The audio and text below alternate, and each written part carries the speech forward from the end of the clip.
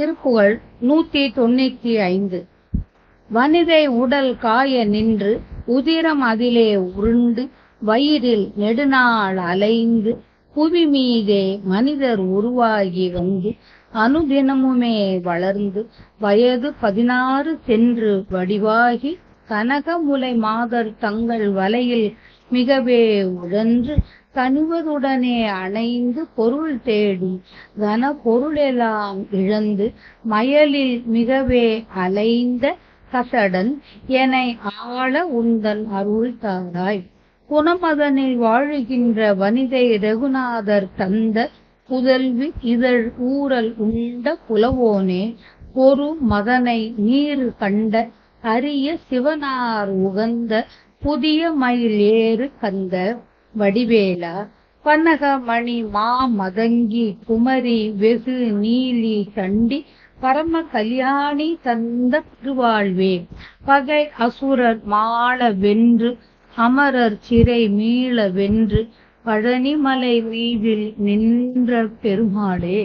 திணைப்புனத்தில் வாழ்ந்த மங்கையும் ரகுநாதரான திருமால் பெற்ற மகளுமான வள்ளி வாயுதழ் ஊரலை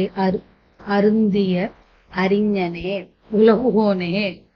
போரிடும் காமனை சாம்பலாகுமாறு செய்த அரிய சிவபெருமான் மகிழ்ந்த புதிய மயிலின் மீது ஏறி வருகின்ற கந்தனே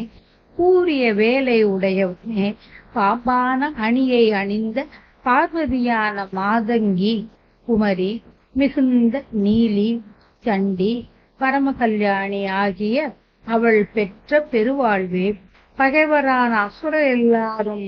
அழிய தேவர்களை சிறையினின்று வெளிப்படுமாறு வெற்றி கண்டு வந்து பழனிமலை மீதில் வீற்றிருக்கும் பெருமாளே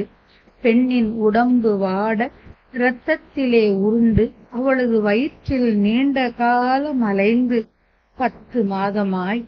பின்பு பூமியில் மக்கள் வடிவு கொண்டு வந்து நாளுக்கு நாள் வளர்ந்து வயது 16 முடிந்து அழகுடையவனாகி பொன்னிறம் கொண்ட கொங்கைகளை உடைய விலை மகளிரின் வலையில் மிகவும் அலைந்து காதலுடன் அவர்களை அணைந்து அவர்களுக்காக பொருள் செல்வத்தை தேடி அவர்களிடம் தம் பெரும் செல்வத்தை எல்லாம் இழந்து காம மயக்கத்திலே மிகவும் அலைந்த குற்றம் உள்ளவனான என்னை ஆள நின் அருளை அருள்வாயாக. மதங்கி சிறந்த மாதங்கி என்ற பெயர் உடைய உமை மதங்க முனிவரின் மகளாக தோன்றியதால் மாதங்கி எனப்படுபவள்.